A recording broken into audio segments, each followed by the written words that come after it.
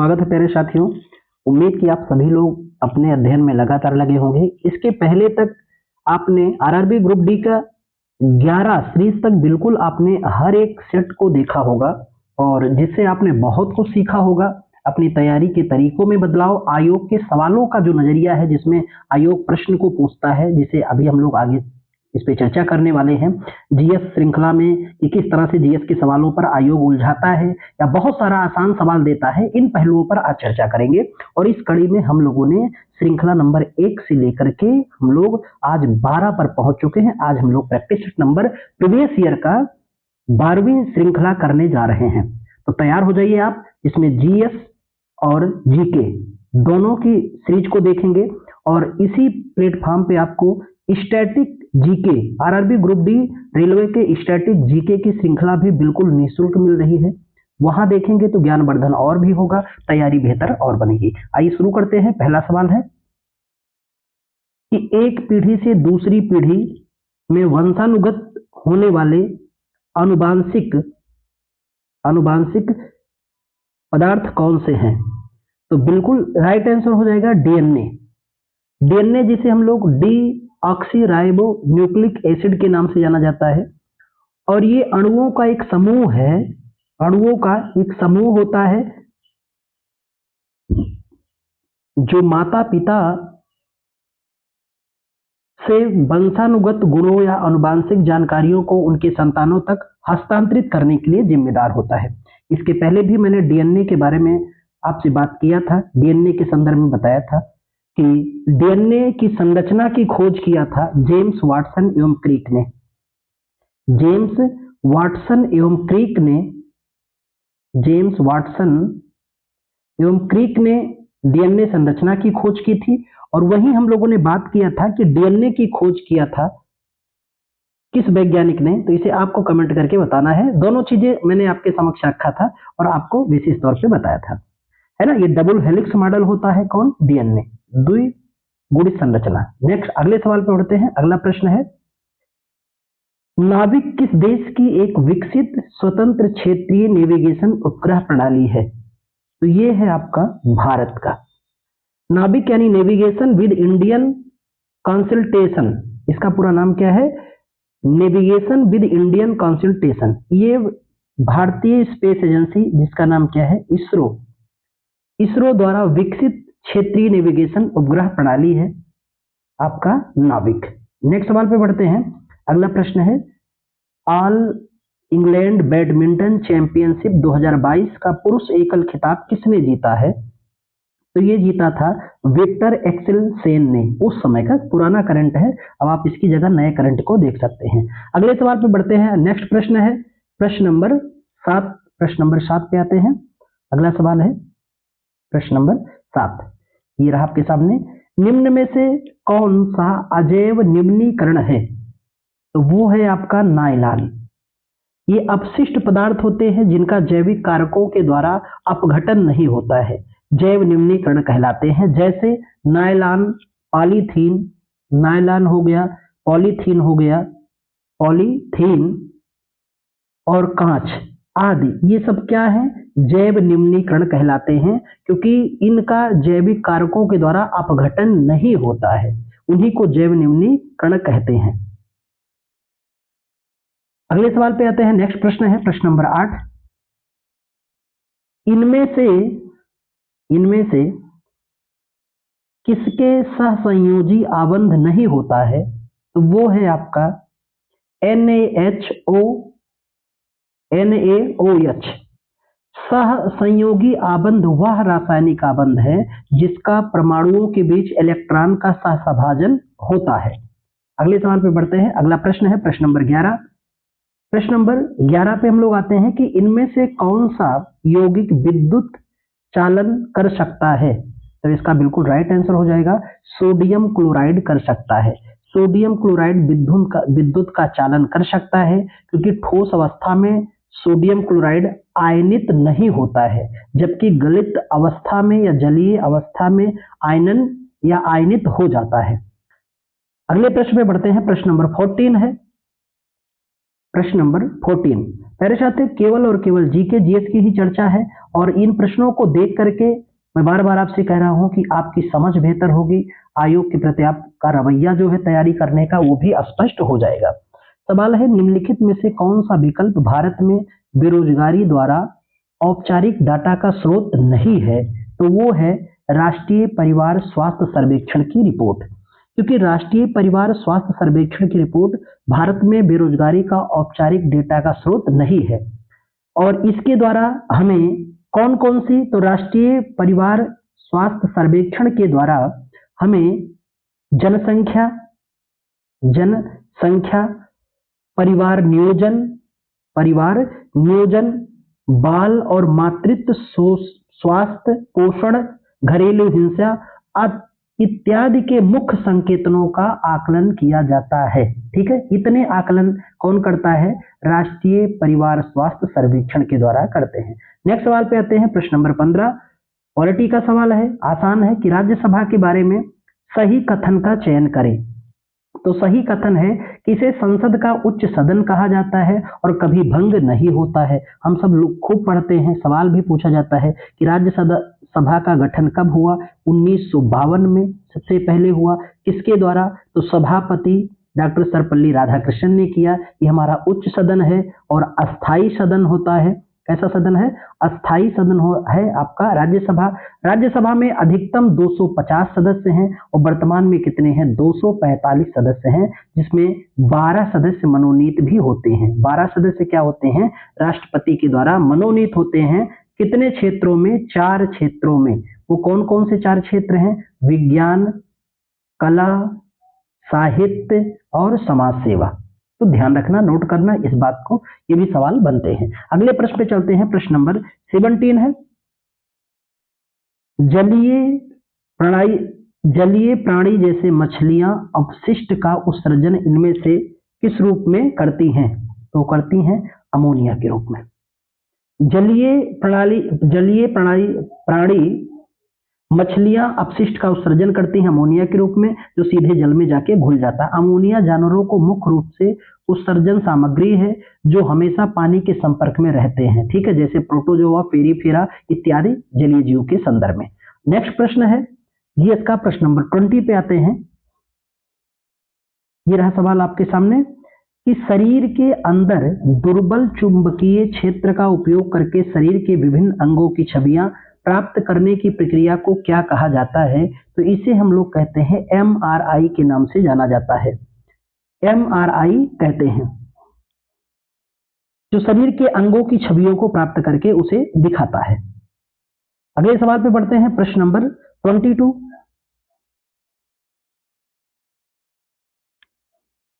किसी भी सरकार के बजट को इनमें से किस रूप में परिभाषित किया जाता है? तो उसे परिभाषित करते हैं वित्तीय वर्ष के दौरान सरकार की प्राक्कलित प्राप्तियों के व्यय का मासिक विवरण के रूप में उसे हम लोग प्रकाशित करते हैं। क्योंकि हमारा वित्तीय वर्ष शुरू होता है 1 अप्रैल से 31 मार्च तक। 1 अप्रैल से 31 मार्च के मध्य को ही हम लोग एक वित्तीय वर्ष के रूप में आकलित करते हैं।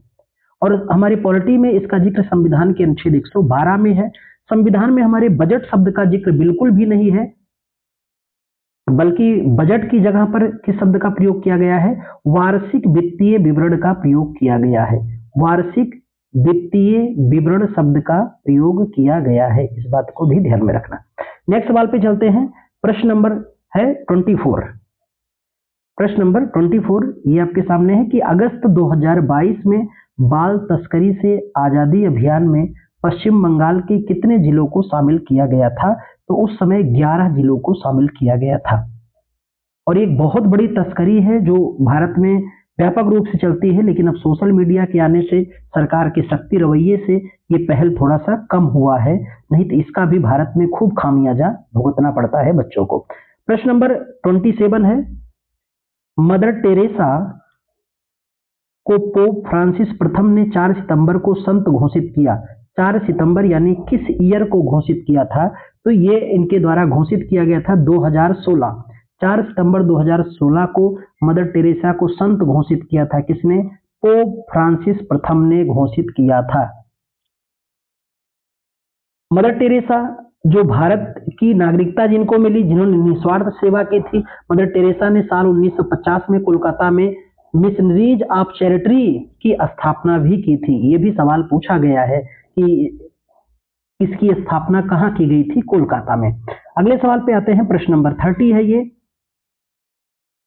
हीमोडायलिसिस में कई अर्धपारंग अस्तर आयुक्त नलिकाएं होती हैं जो एक तरल पदार्थ से भरे टैंक में निलंबित होती हैं। इस तरल पदार्थ को में निम्नलिखित में से कौन सा कथन सही है? तो वो है कि इसका परासरण दाब रक्त के समान होता है और इसमें नाइट्रोजन युक्त अपशिष्ट से रहित होता है। नेक्स्ट सवाल बढ़ते हैं, प्रश्न नंबर 31। किस अधातु का अपरूप विद्युत का सुचालक होता है? तो वो है आपका कार्बन। कार्बन अधातु अपरूप विद्युत का सुचालक होता है क्योंकि अपरूपता विभिन्न भौतिक रूप है जिनमें कई तत्व विद्यमान होते हैं। ग्रेफाइट कार्बन का अपरूप है जो अधातु के साथ विद्युत का सुचालक भी माना जाता है। नेक्स्ट सवाल है, प्रश्न बहुत ही आसान है कि दिए गए विकल्प में संविधान के द्वारा प्रदत्त मौलिक अधिकारों का सही समूह का चयन कीजिए।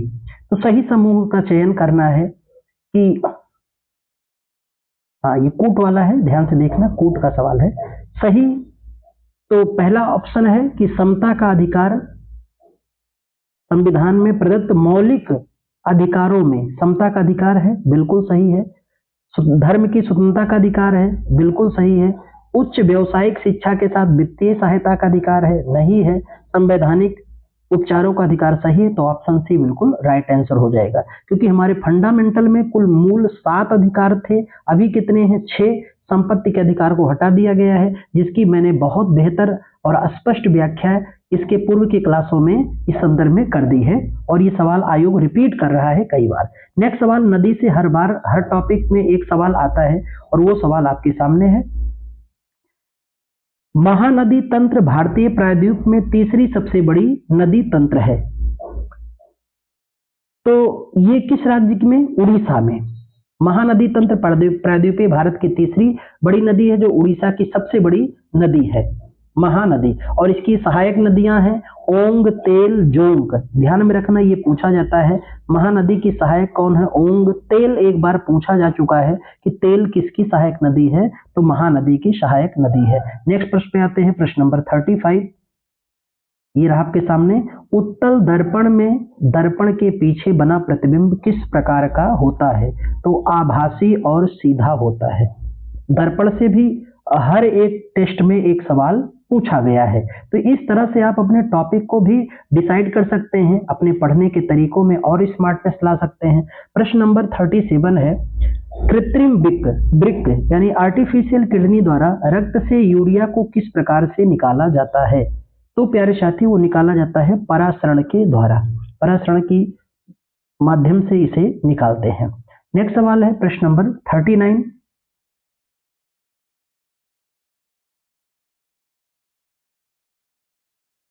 एक लंबे पौधे और एक छोटे पौधे के बीच संकरण परिणाम स्वरूप उत्पन्न F1 संततित पौधों के लंबे होने का कारण क्या माना जाता है? तो वो है कि क्योंकि पौधों की लंबाई पर केवल T द्वारा ही नियंत्रित होता है ना, एक मानक सवाल है ये। नेक्स्ट प्रश्न नंबर 42। विद्युत चुंबकीय प्रेरण परिघटना में धारावाही कुंडली और चुंबकीय क्षेत्र में स्थैतिक होने पर गैल्वेनोमीटर क्या है? शून्य विक्षेपण प्रदर्शित करता है। प्रश्न नंबर 43 है, इनमें से कौन सा अभिक्रिया बेरियल क्लोराइड और सोडियम सल्फेट के बीच अभिक्रिया का सबसे सटीक निरूपण करता है? तो वो है आपका B for Baahubali, the right answer हो जाएगा। प्रश्न नंबर अगले नेक्स्ट पे बढ़ते हैं। अगला प्रश्न है आपका जीएस का प्रश्न नंबर 50। इनमें से, ये भी सवाल कई बार पूछ चुका है, इनमें से कौन सा त्योहार दशानन राक्षस राज रावण पर विष्णु के विजय अवतार राम की विजय का प्रतीक है? हम सभी खूब जानते हैं दशहरा। दशहरा का वो समय है जब धूमधाम से त्योहार को मनाते हैं और ये शुक्ल पक्ष की 10वीं तिथि को मनाया जाने वाला पर्व है और जिसे हम लोग असत्य पर सत्य की विजय का भी प्रतीक मानते हैं। और इस दिन हम लोग दीपोत्सव खूब भव्य दिव्य रूप से देश विदेश सभी जगह आयोजित किए जाते हैं। नेक्स्ट सवाल पे आते हैं, प्रश्न नंबर 53 है। प्रश्न ध्यान से सुनना कि शांति स्वरूप भटनागर विज्ञान एवं प्रौद्योगिकी पुरस्कार भारत में निम्न में से किस वैज्ञानिक संस्था या निकाय द्वारा प्रतिवर्ष दिया जाने वाला पुरस्कार है। विकल्प इसके आपके सामने है, तो इसका बिल्कुल राइट विकल्प हो जाएगा वैज्ञानिक एवं औद्योगिकी अनुसंधान परिषद के द्वारा ये पुरस्कार दिया जाता है प्रतिवर्ष। और कहते हैं कि यह निकाय हर साल विज्ञान के क्षेत्र में उत्कृष्ट कार्य करने वाले को सम्मानित करता है। अगला प्रश्न है 57, प्रश्न नंबर 56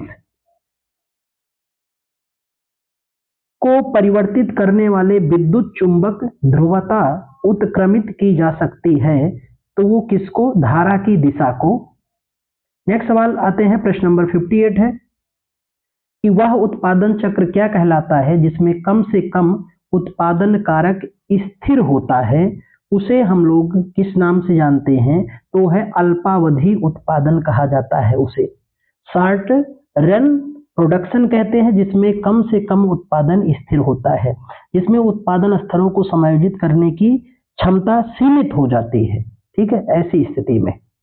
नेक्स्ट सवाल पे बढ़ते हैं। अगला सवाल है यस का प्रश्न नंबर 64, प्रश्न नंबर 64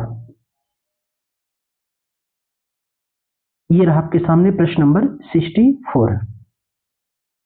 प्रश्न बड़ा है पर सहज है, केवल बड़ा दिख रहा आपको।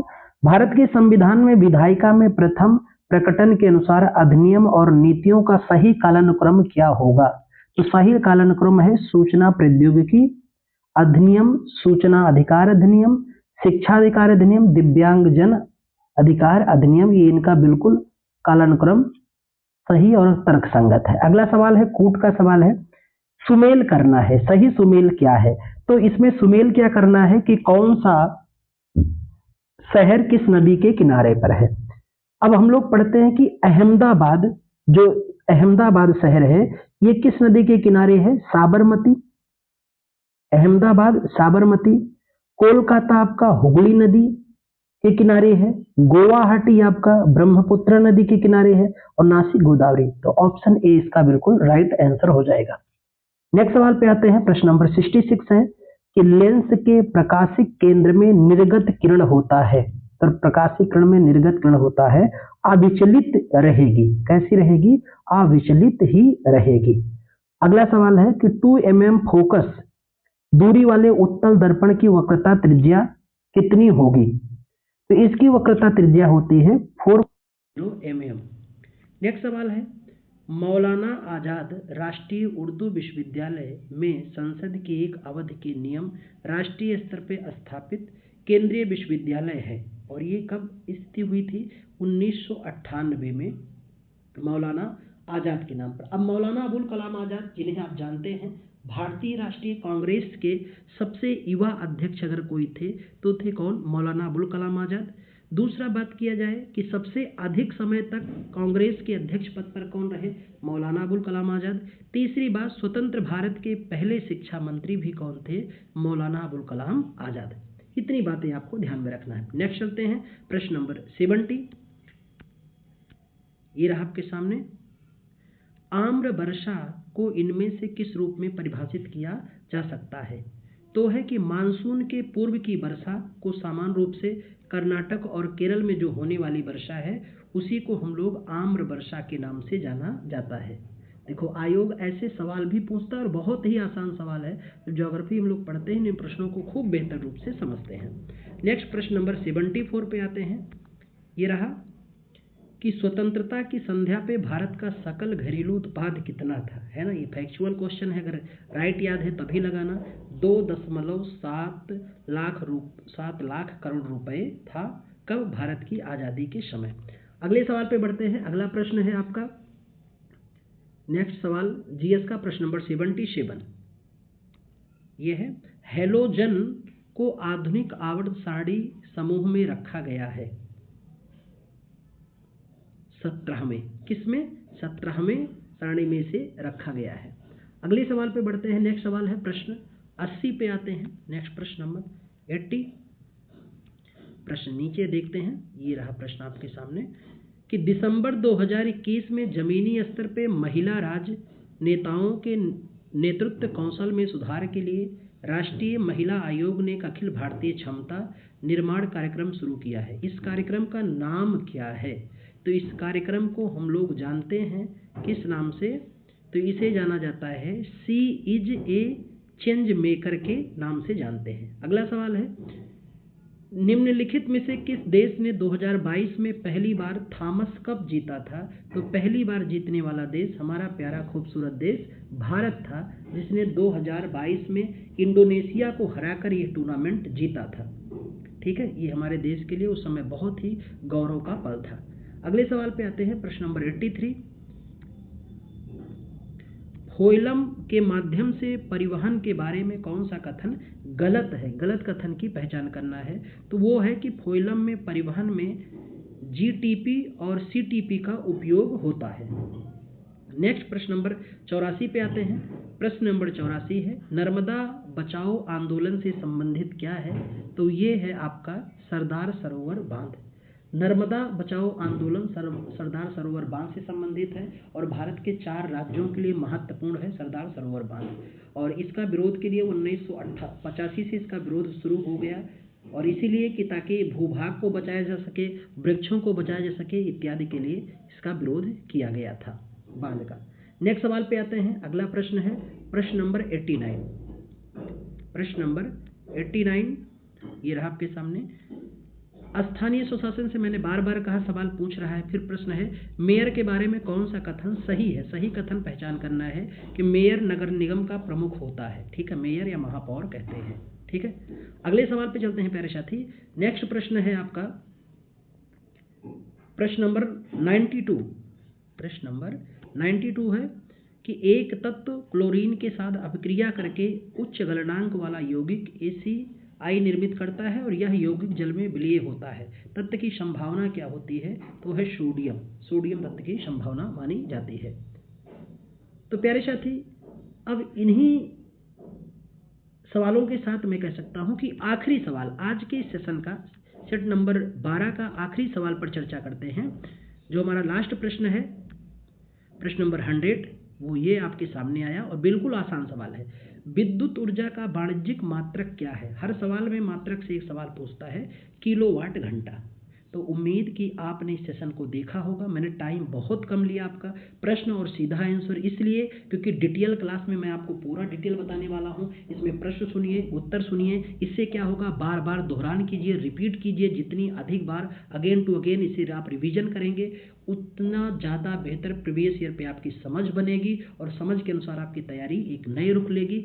तो उम्मीद कि आप पूरा का पूरा श्रृंखला 1 से लेकर 12 सेट तक देखेंगे। और नेक्स्ट सेट मैं आपको 13, क्योंकि इस सीरीज में मैं आपके लिए कुल 15 सेट का शुरू से ही मैंने अनाउंस किया था कि 15 सेट की सीरीज लेकर आ रहा हूँ बिल्कुल निःशुल्क। तो अगली सीरीज को जरूर जो है देखेंगे, लेकिन इसके पहले उम्मीद है कि आप पूरा सेट देख लिए होंगे। तो मिलते हैं अगले क्लास में, तब तक के लिए बहुत बहुत धन्यवाद।